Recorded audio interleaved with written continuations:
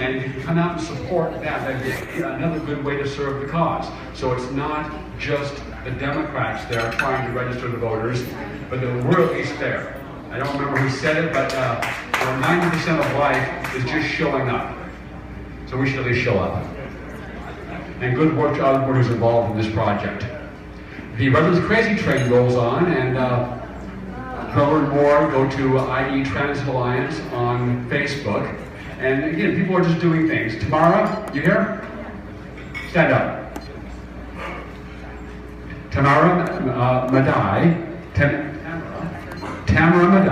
has prepared a petition on the Redlands Crazy Train. She's going to be circulating it, and we also have it up here at the front table. This train will be 50 trains per day. We figure it's going to be really about $475 million. They say $250 million. But even at $250 million, that is more than $300,000 per estimated rider. The operating cost of $8 million is $10,000 per year per estimated rider. And of course, we know they always overestimate the ridership. So this is just, and they're going to have stack and pack development. They're going to replace the Redlands Mall with a 5- or 6-story stack and pack. Sign the petition. Carol and I have been going to the city council meetings to speak against it, and we're not going to persuade the city council members. They televise those hearings, and it's a way to help get the word out. And Sam was just telling me today that someone else we don't even know has written a letter to the editor against the train. So we're getting the word out, and anyone who, other than not building stack and pack, we realize this is a boondoggle. Inland Empire, United Inland Empire. These things, other good things are happening because the groups are working together, we're communicating. And Steve Stockman, our speaker, is going to tell us just how unique in the country this is. Part of what's helping us is the radio show, and I'm pleased to be one of the co-hosts with Don Diggs and John Hancock, Saturdays at 11:30, and again at 10 p.m. And we are looking for another sponsor for the second half of the show beginning in July. If that's something you might be interested in, either your group as an individual or your company. As a company, you can deduct the cost as an advertising expense. So if anyone's interested in possibly doing that, see me or Don Dix, you probably know him, raise your hand, Don. Or John Hancock, raise your hand. Anyone of us would be happy to help you and get you signed up. Citizen Ninja Training. Who went to the Citizen Ninja Training when I was here? Wasn't that good? Yes.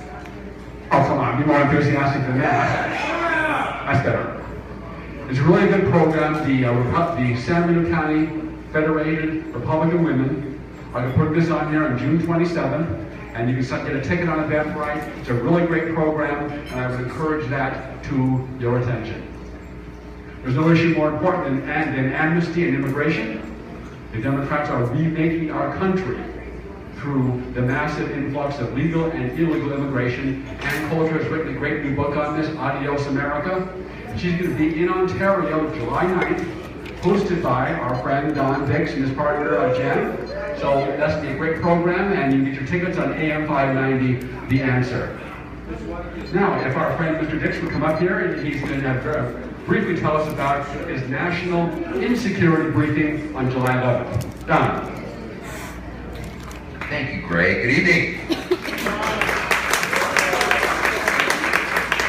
Caught me mid-bite. The ribs here are awesome. If you've never had the ribs here, they're out of sight. I'm going to take 30 seconds of my 2 minutes to mention the principles of the Tea Party that Greg Carolyn read earlier. I'm originally from Maryland, and Maryland's a state that has been encumbered by Democratic rule for over 100 years, Baltimore City for over almost 5 decades. If those principles had been implemented in the city of Baltimore, Maryland, we never would have had the riots and the problems that we've had in that city. And California is going that way with the principles and the policies that are being implemented by the radical left. And fortunately, we've got guys like Jay Obernolte that are up in Sacramento trying to bring a little sanity there. Thank you, Jay, for what you're doing up there. We really appreciate it. The other bit of insanity is an administration that refuses to name the enemy, the predominant enemy of our country, that's the imminent threat to our national security, and that's the topic of our national security briefing every year. This year it's going to be on July the 11th, Saturday morning at 8:30. We have two eminently qualified individuals to give us a briefing and an update. The first is a gentleman by the name of Stephen Coughlin. He was with the Defense Department, and in 2007 he wrote a 330-page doctoral thesis, submitted it to the Joint Chiefs of Staff, identifying the threat assessment of the radical ideology of Islam, and he was fired. Right? That makes no sense at all. But since then, he's become part of the outside the Beltway national security community. He briefs law enforcement agencies nationwide about the threat and the ideological threat and the threat assessment of Islam and radical Islam. He's going to be one of our speakers, and also from PJ Media, an investigative journalist named Patrick Poole, who has been on the cutting edge of writing about the threat, the domestic threat of both cultural jihad and full-blown violent jihad. Wow, get ready to dance. For PJ Media. Those are both our speakers working on one other. That's July the 11th, and Greg and Carolyn and John will be sending out in their newsletter information and links that you can register. It's $30, and there's a VIP dinner the night before that's also $30 for a total of $60 for both. So appreciate your support. It's going to be a great opportunity to get some primary source information on this threat. Thank you, Greg. Thank you. Really, I want to ask you to really enjoy the program. And a great video to show you next, but we're going to skip over that because we're running behind time. We want to get to our speakers. Our next announcements will come from John Barry. He's just been back from his military training at the NSA, so whatever you've been on your emails, your phone calls, John's been checking on that, so he's, yeah, so watch what you say. Now, John is, he may not say it himself, but John has been asked to present at the Western Conservative Summit in Denver on June 26 to 28 on behalf of the Tea Party Patriots on how to grow and improve your Tea Party group. So it's well-deserved honor. He's the state coordinator. He's on our tablet here.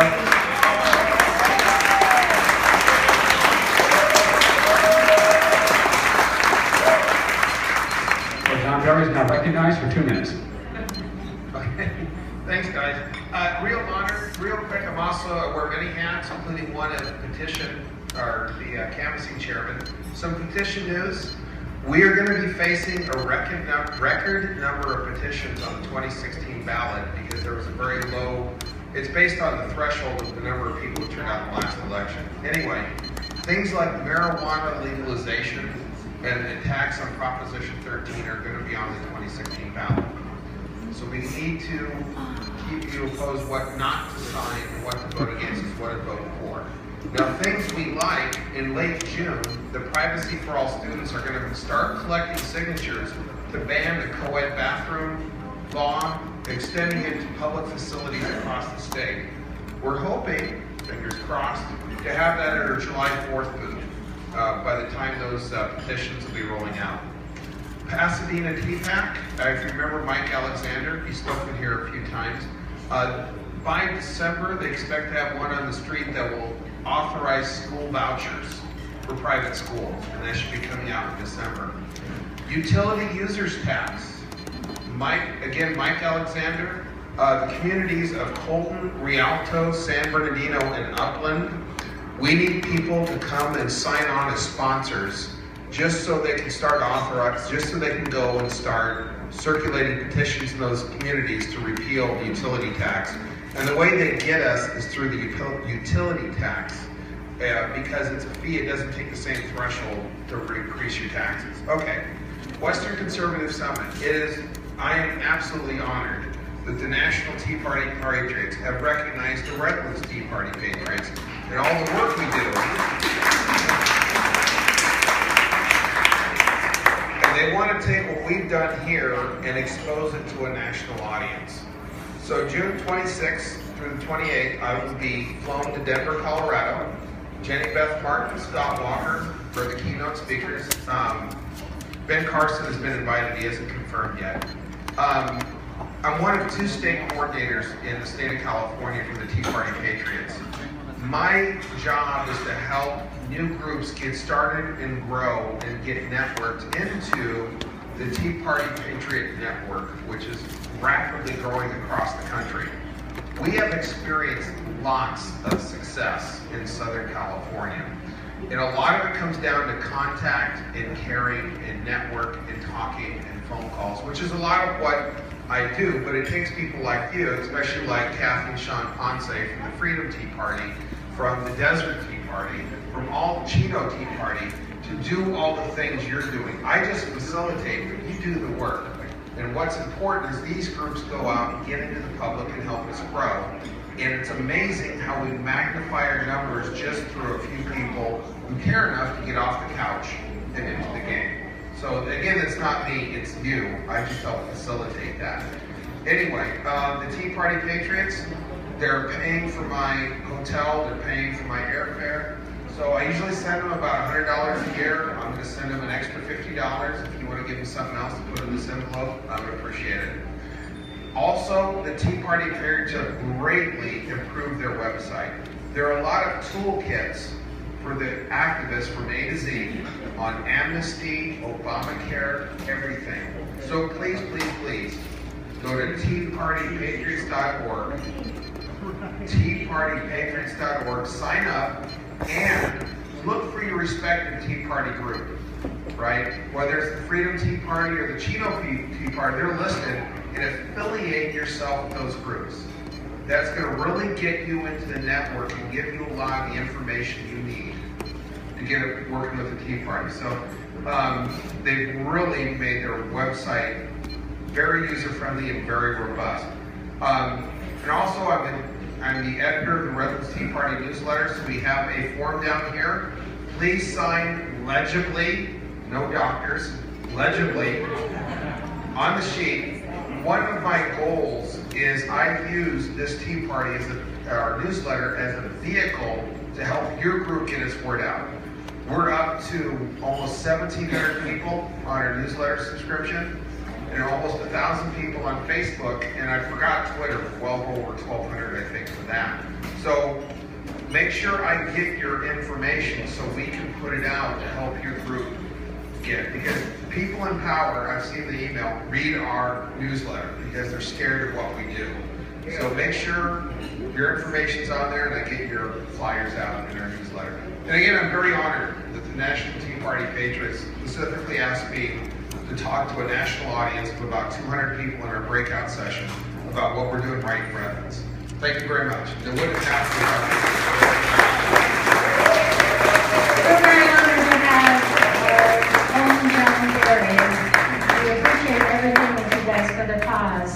We're going to breeze through the announcements. I wanted to let you know that there is a calendar. It's quite comprehensive. It's 4 pages.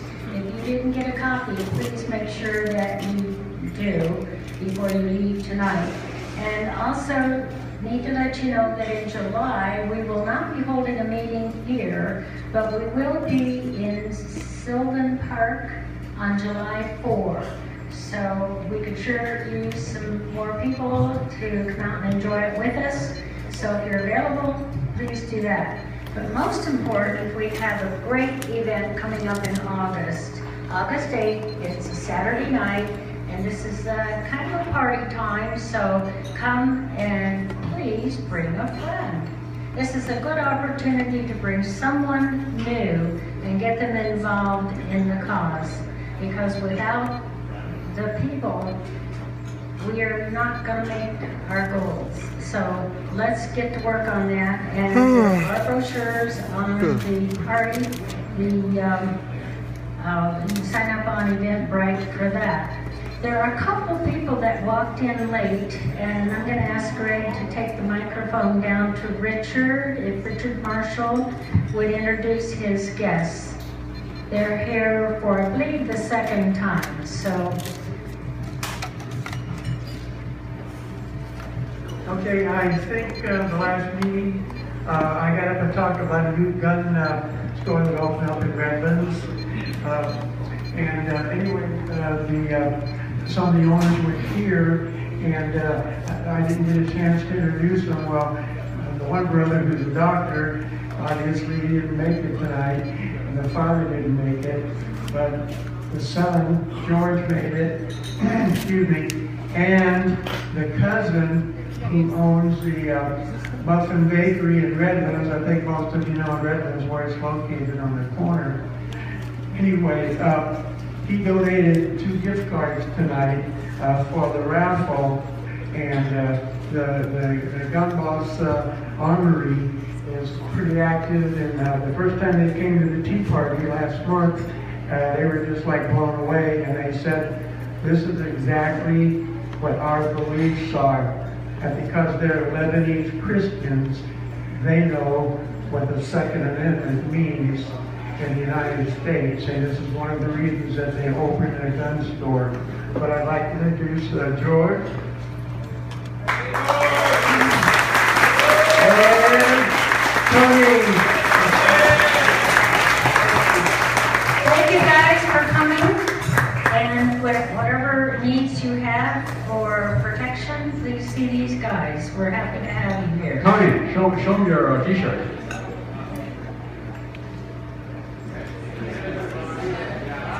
Oh, wow. All right, thank you. Now, just to remind you that we have a great raffle tonight. We have 4 prizes, or maybe more. So I'm going to ask Cheryl to come back around through the audience with her teapots. And as you know, the teapots are what keep us going. It takes care of our needs for taking care of our speakers, our printing, and all the things that keep us going. So we do appreciate your support for that. And where's Paul? Paul, come on up.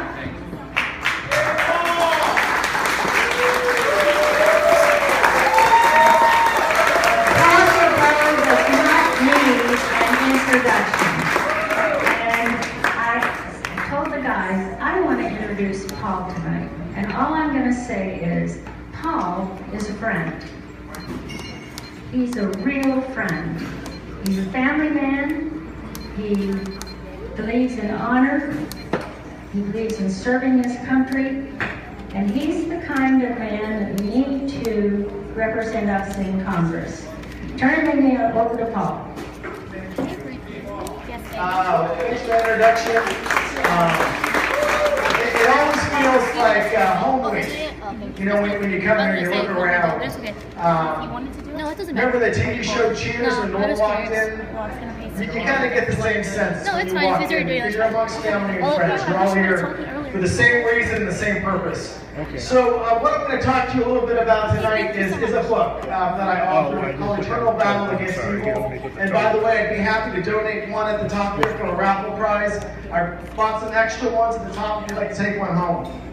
This, what we're dealing with today, ladies and gentlemen, is a much scarier thing than anything in my generation. And the reason it was so scary is because we have a president who has no idea what he is doing. Period. Beyond a strategy on looking at ISIS and the terror that we're seeing. When you look at ISIS, and by the way, John Barry and many of you know, have served in the military and understand what it takes. But the problem is, when we elect a president who then fills his coffers in the Pentagon and State Department with political appointees who don't like what we represent, who don't like the military, we get the kind of world that we're dealing with today.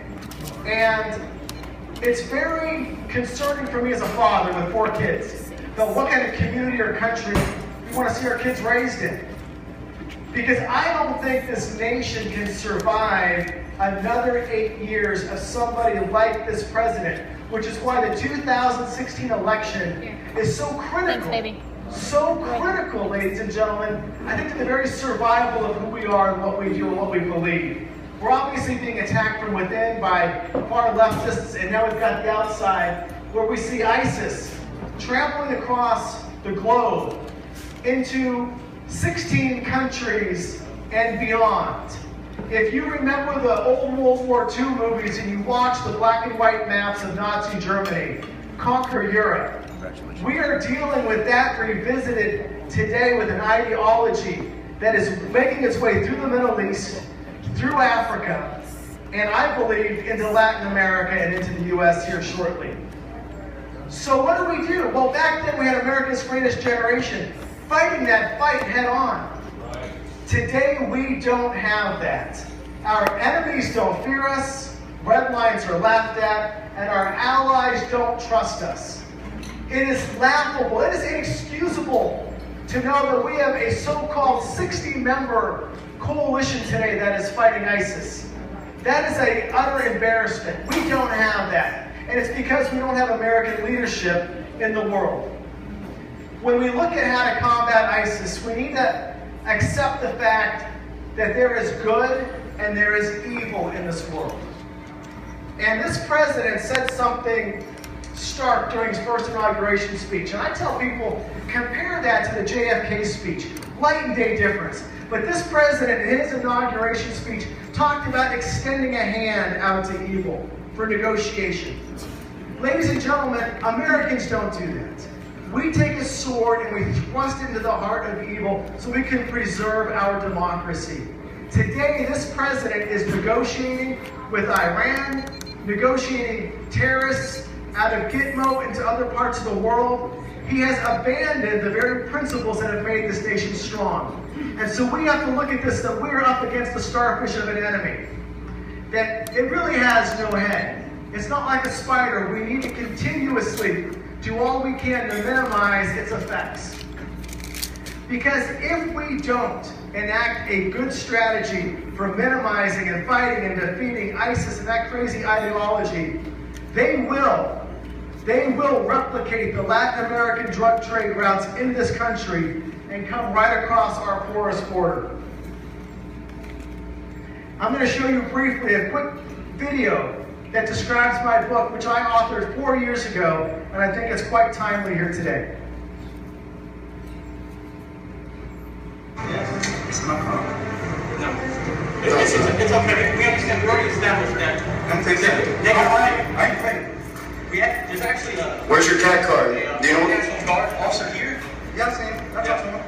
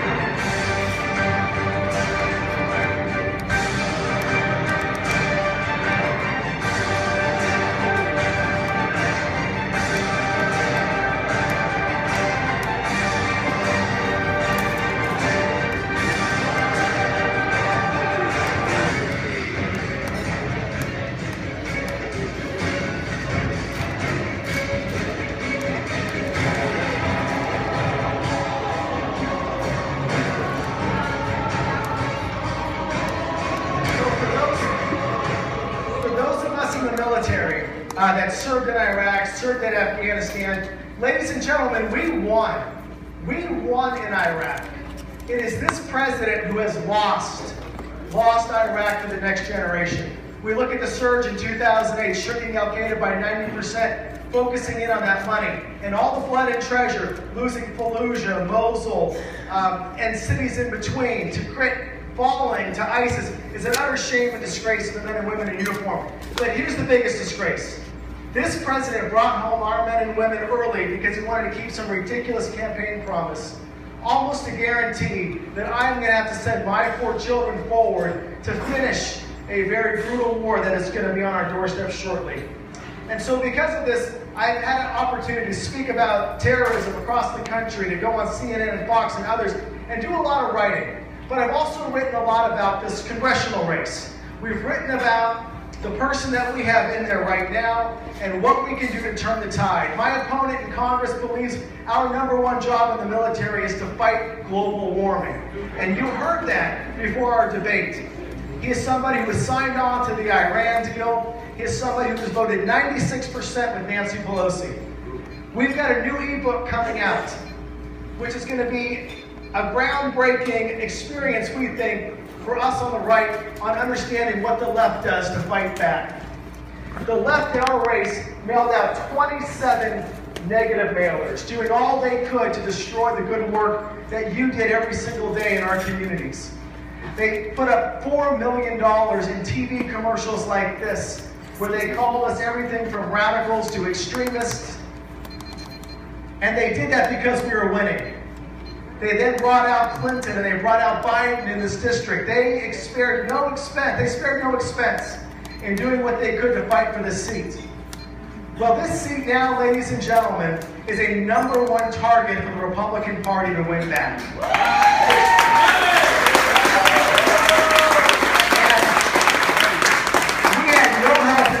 From the National Party. Nobody thought at all we'd come as close as we did. But because of the work that you all did, think about this. Pete Aguilar, the mayor of Redlands, you all helped us beat him in his own city, where he was the sitting mayor, by 8 points, which says the people who know him best don't like him.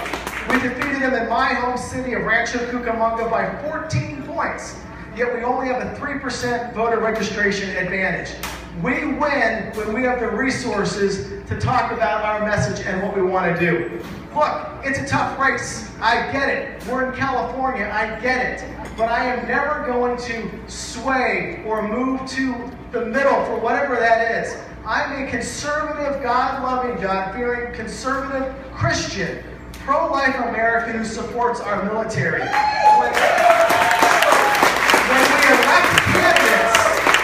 When we elect candidates that run to the middle, this is what I want you to think about. What is the middle today? The Democrat Party, and I'll be finished here in 2 minutes because we've got a phenomenal speaker on after me. Think about this. The Democrat Party of today is so far left that the JFK era would look like Republicans today. So when people say, are you going to be moderate? What are we coming to the middle on? No. We need to talk louder, stronger, braver about our values. And when we do, we win every single time. So we have to elect people at the local, state, federal level to represent our values. And all I'm asking for in 2016 is a fair fight this time. Not one hand tied behind my back. We need a little bit of air cover. We almost won this, ladies and gentlemen. In fact, we're winning on election night at 8:05. So with that, in my final minute, there's a plea. I need your help. I cannot do this alone. Before you on your table is a contribution envelope. Please take a moment. You know, we take credit cards, donations, cash. Heck, I'll even take an IOU if you like.